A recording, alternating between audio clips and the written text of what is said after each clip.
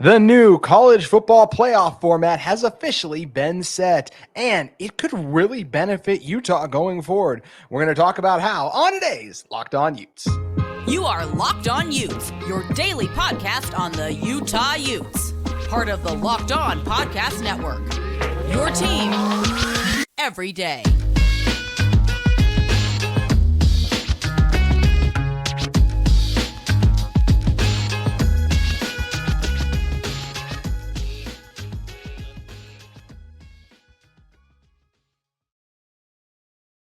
Hello, everyone, and thank you for making Locked On Utes your first listen every single day. We are available on all platforms, including YouTube and wherever you may get your podcast. If this is your first time listening to our show, make sure you like and subscribe. Love interacting with all of you in the YouTube comments as well on social media. You can follow our show at Locked On Utes on X. Today's episode of Locked On Utes is brought to you by FanDuel. You can make every moment more. New customers can join today, and you'll get $150 in bonus bets if your first bet of $5 or more wins. Visit FanDuel.com/locked on to get started. My name is JT Wistrcill, former intern inside the University of Utah Athletic Department. Excited to be joined on today's show by Nathan Roderick of 24/7 Sports' Ute Zone. And Nathan, when talk about the new college football playoff format, they officially ratified, yes, we knew it was going to be 12 teams, all of that, but it is nice to see, and we knew all of this was going to happen, but it's nice to see it become official, where the top five, you get the top five conference champion, so obviously the group of four, and then the other one being the a non-conference, so non-power five champion, basically. And then you get also the 7 at-large bids like that. And number one, I'm just excited the playoff is expanding to 12, but I think this really sets up for Utah to potentially just be successful in the college football playoff, because if you are one of those top 4 teams and it comes out of a Power 4 conference, you win your conference, you host a home game. And we know how good Utah is at home. I think Utah has a chance to make some deep runs in the college football playoff, because they're already going to get a bye and they get a game at home. I mean, Utah could set themselves up to be in the Final Four multiple times during the duration of this format of the CFP. Right. I think it's really exciting for Utah fans. We've seen Utah win their conference, in the Pac-12 the last 2 years, or 21, 22. And so it actually means something now. I think it kind of devalues the regular season just a little bit, but however, you lose 1 or 2 games, you're still in the run for the college football playoff, which I still love. So I think you can say that devalues a little bit, but then a lot more games are going to matter, coming down the stretch, because people are going to be fighting for, the spots, 5 to 12 if you don't even win your conference. So, it'll be interesting to see how conferences handle things like conference championship games and things like that, because it could, knock someone out, for example, but I'm really excited for Utah's chances, especially going to the Big 12, because you think, immediately they're one of the top 3 teams in the conference. So they should be right in the picture.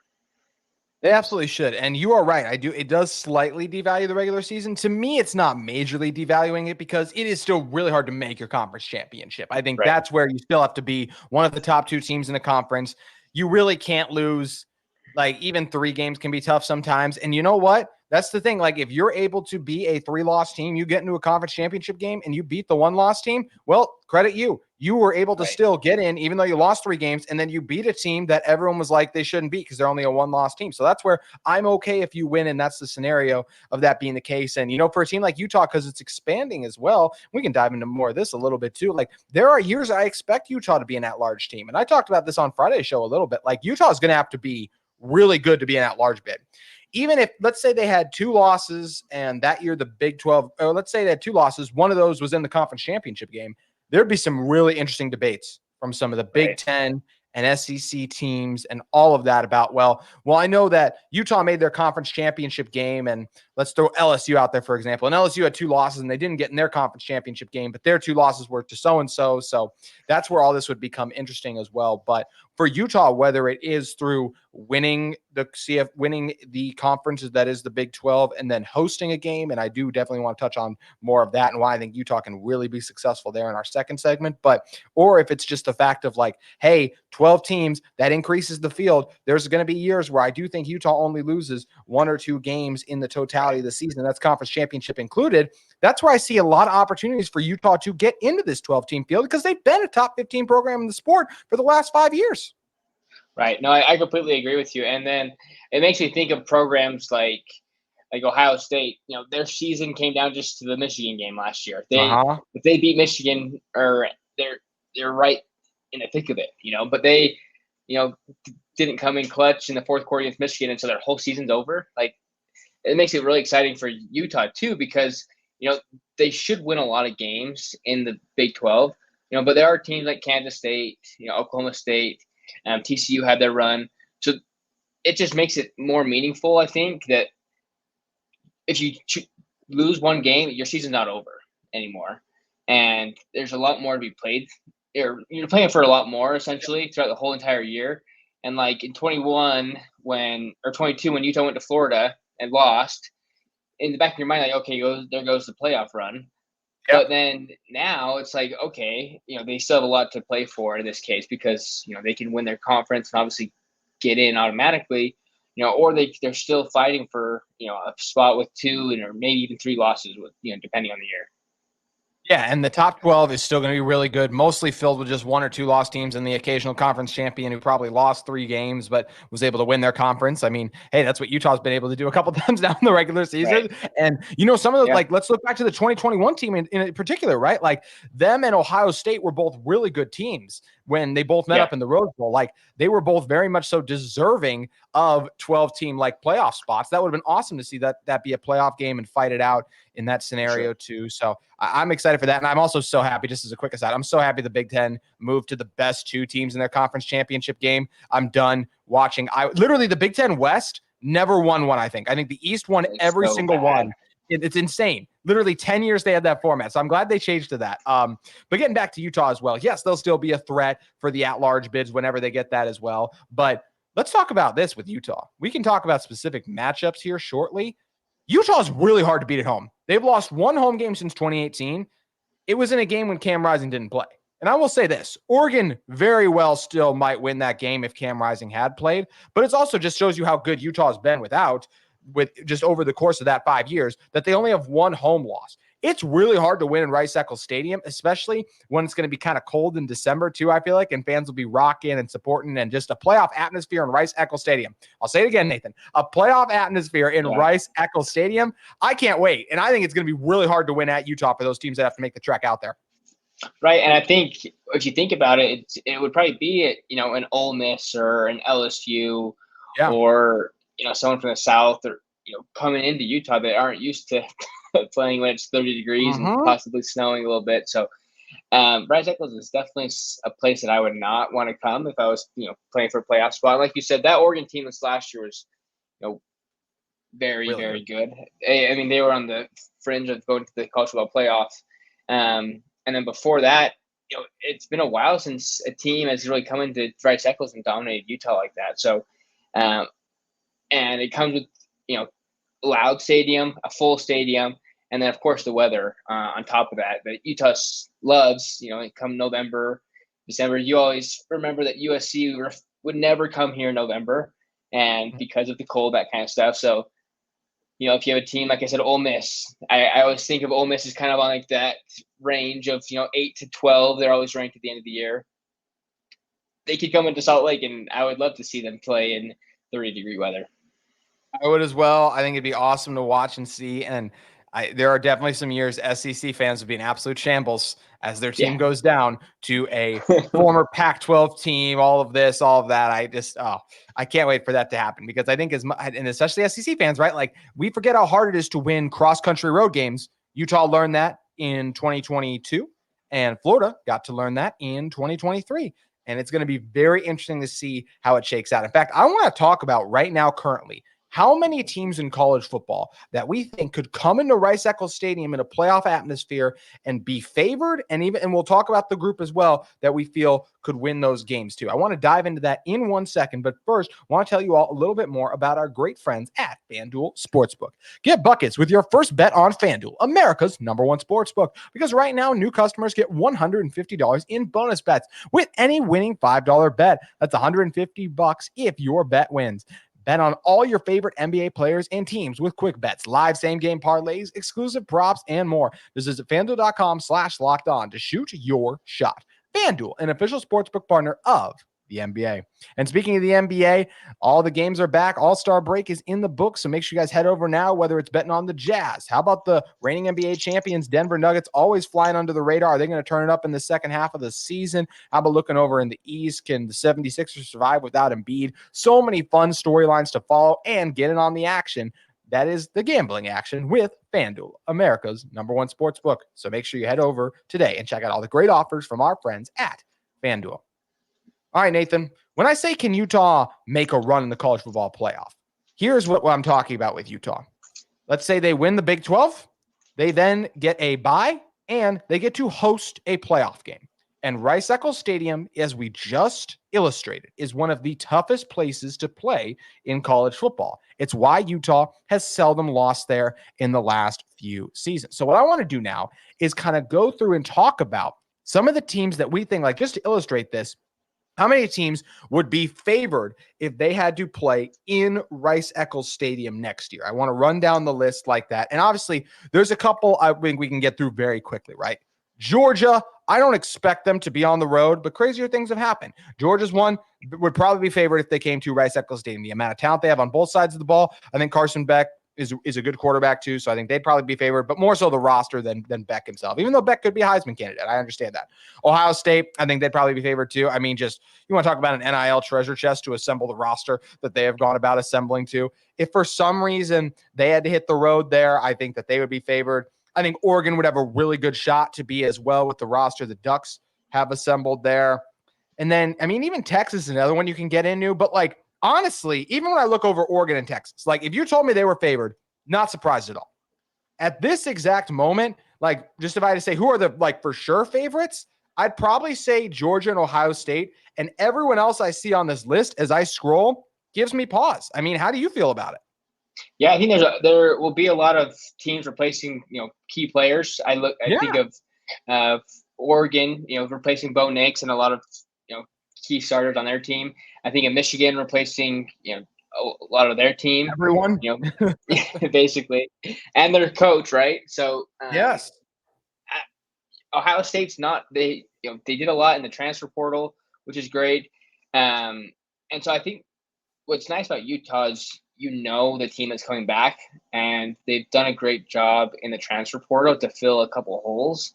But if you're talking 7 p.m., it's pitch black outside, it's 30 degrees, and it's at Rice Eccles. I could probably count on one hand the teams that I would take over Utah, in that situation. I know that, that's completely red goggles of me and stuff, but like at this current moment with the information that we have, there are very few teams that would be very successful in Rice Eccles. How hard it is to win on the road. Some of these teams I listed, like I have no problem saying that Texas is probably going to be a better regular season team than Utah at this moment. But I like Quinn Ewers. I like a lot of the players and the pieces that Texas has. That is an awful matchup for them in the cold to come to Rice Eccles Stadium in December. If that is how that shook out, this becomes a matchup game then. I'm not saying that Utah is going to be a top 4 guaranteed team. They have one of the best rosters in the country. I think they have a really good roster, and I could maybe even argue the best. But like I'm just saying, for the past few years, Utah has not been in the top 10, right? They've kind of found their way up there late in the season when they hit their stride. So I'm not going to say Utah is going to be this top 4 team and all those things like that. But what I am going to say is it's really hard to win on the road in college football. Once again, you don't see it happen a lot, especially out of conference, out of climate. And the one thing we haven't even mentioned yet, Nathan, is the altitude that these teams have to reckon with and deal with. Altitude in the cold in one of the loudest venues in college football. And once again, maybe some of you listening going, wow, you're really biased. I actually didn't say that. Kirk Herbstreit said that. He said that about Utah after calling the Florida game there and said every time they come out there, it gets loud. It's the way the stadium is structured. They keep and obviously the fans are extremely passionate as well. Like, I understand how good these teams are. It's not me taking them lightly. It's me looking at Utah and saying they're really good at home. And a lot of the players from those teams that have also been really good at home and won Pac-12 championships are coming back. Therefore, if Utah can take care of business in the Big 12 regular season, I expect them to at least make it to the Final Four, because more than likely they are going to be able to beat whoever has to come to Rice Eccles Stadium. Right. No, I completely agree. And the games that Cam Rising is started and finished at Rice Eccles, he's won. So, yeah, just considering that factor and how Utah conditions with the altitude, it's a really tough matchup for any team. And when I think of someone coming to Rice Eccles, I think of someone that had probably lost their conference championship game at that point in time. And so I think of the Big Ten loser, or like the SEC championship loser, or like an ACC loser. It could be a team like Florida State or Clemson. And they're coming from, the humid weather of South Carolina or Florida or Louisiana, making that adjustment, in just a week span, it's impossible to do. I mean, Utah, you could say the opposite about the other schools, where when Utah traveled to Florida last year, it was tough. I mean, those guys were dying. People were throwing up on the sidelines, and it creates a big advantage for them. They flip around to Utah, and with the altitude and the weather, it's something that they're used to nowadays, and it's something that you can't really prepare for, which is so tough. Like, you can blast music, and you can try to make it cold in your practice facility or whatever. People do all kinds of stuff nowadays, but altitude is something you can't plan for. No, you can't plan for. And look, it's something I'll even play devil's advocate for, like everything we're advocating for. Let's say Utah does not win the conference championship. They get there and they lose. They gives them 2 losses on the season. Let's say, for the sake of argument, they get in the field and they win their first game, and then they have to go to Alabama. Utah will not be favored in that game. And if you're telling me right now, Utah's to go to Alabama, I had $100, I'm probably putting it on Alabama, right? As much as I like this Utah team, Bryant-Denny Stadium at night, sold out crowd once again. But if Alabama had to go to Utah, I'd feel better about that for Utah because of the home field advantage, all these things. And I know sometimes you can say it's hard to quantify, but every time I see teams come to Rice Eccles Stadium, I see them play uncharacteristically, just like I know for Utah. Cam Rising in Utah, they've lost some games on the road, right? They've lost to Oregon. They've lost to UCLA. We already mentioned the Florida loss. There's been some letdowns because it is just tough to win on the road in college football. And I think it'd be really hard for these teams to come into Utah and win. Top 4 Oregon from a couple years ago. USC, the same thing. All of these teams, Nathan, highly ranked coming into Rice Eccles Stadium. And once again, I know Oregon beat Utah last year, but that was with Bo Nix. Bo Nix is going to be an NFL quarterback. Whether he's a starter right away, I think he's definitely going to get the opportunity to start games. He was surgical, and Utah was without their top quarterback, their top tight end, and I could go into several other injuries as well. And I know everyone can say, well, we had injuries. Not like I saw Utah deal with last season. So I really like the way this could line up for Utah, Nathan. Yeah, no, I agree. And especially when you think of a team like Oregon, they're able to replace their talent pretty easily. And they made things look really easy against Utah last year. However, like you said, with everything that we know right now, a healthy Cam Rising with a healthy offense, and the defense did not get enough credit last year for how well they played all year because they got zero help. They were given short fields all the time. The offense would go 3 and out so much, and they wouldn't get any rest. And so, especially in that Oregon game, right? The offense for Utah hardly didn't do anything. And so the defense was on their heels the entire time. And so adding just a competent offense to what we had on defense last year will make a world of difference. It absolutely will. And it's going to be exciting to see what this Utah team can do, not just in the regular season, but in the college football playoff. And if they're able to host a playoff game, I can't wait to see how it all plays out. But one thing, we do have to wait until football season returns, of course. Don't have to wait for basketball season, as it's, of course, well underway. And for Utah, they're hoping it doesn't end sooner than expected, but they need to get to work for the men's basketball team. Women's basketball team, we'll talk about them on tomorrow's show. Shout out to them getting a monster win today. And Alyssa Peely recently crossing, I believe it's the 2,000 point threshold.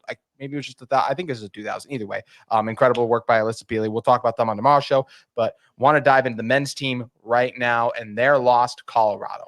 We were talking before the show, Nathan. I said this on my little short video I did yesterday.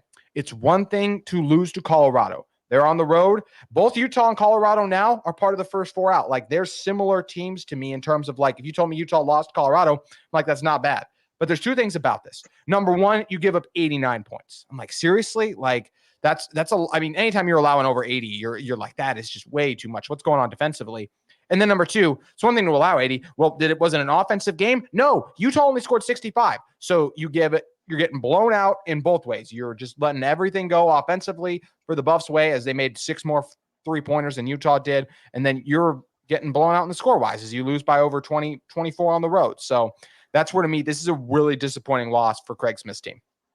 Yeah, I would definitely agree. I mean, the game started pretty ugly. I think Colorado went on like a 12-0 run to start the game pretty early on. And then it felt like through the end of the first half and the first like maybe 10 minutes or so of the second half, Utah was competing well. And then the wheels just fell off. And it's really disappointing because you had a whole week to prepare for this game and you knew the magnitude of this game. You know, you win this game, you have the base area schools coming in this week, and you win those 2 games, you are right in the conversation of, you know, the bubble and getting back in the tournament. And just to show up, I think Utah got down close to 30 at one point, and it just like it takes away all the momentum from the UCLA game, and just really disappointing. And Colorado played well. They made some shots that were just made your eyes roll a couple times, but the lack of defense and lack of effort last night was a little disappointing. Well, and Brandon Carlson, only 6 points. Like, that's when your best player only scored 6, you're not going to win a lot of games, right? And, you know, Davon Smith continues to do his thing. He had 15, had 5 assists, 6 rebounds, stuff in the stat sheet like he always does. And he played really well. Madsen was there for Utah, but Pajima, only 4 points for you. No one really popping off the bench. Guys doing a few things, but not enough. I mean, the bench was 0 of 6 from 3. Utah in general, right? Only 4 makes on the game. That's where give a lot of credit to Colorado, and they found a way to win this one in convincing fashion. Utah doesn't score over 35 in either half, and Colorado scores over 40 in both halves, leading to the 89-65 differential. And as you mentioned, a couple of tests for Utah coming up. Ones they should win, but it'll be interesting to see how they make out in those upcoming games. And look, once again, they're the first 4 out right now, so they're not done. We're not saying they're done, but this was one you really needed to have, and it's just looking like they're going to need to do some things in the conference tournament in order for it to work out in their favor. And I'm curious to watch how it all plays out. We're actually going to have a fun guest on later on Friday's show. We're going to have a Utah basketball-focused episode, someone talking about Utah's tournament chances. A fun guest I think you guys will really enjoy. But speaking of guests you guys enjoy, always great having Nathan on. Once again, check out his work at 247sports' utezone.com. Nathan, thank you for joining us. Of course, JT. Thanks for having me. That's going to do it for today's edition of Locked On Utes. We'll be back with you tomorrow talking more things Utah football and Utah athletics. We look forward to seeing you then.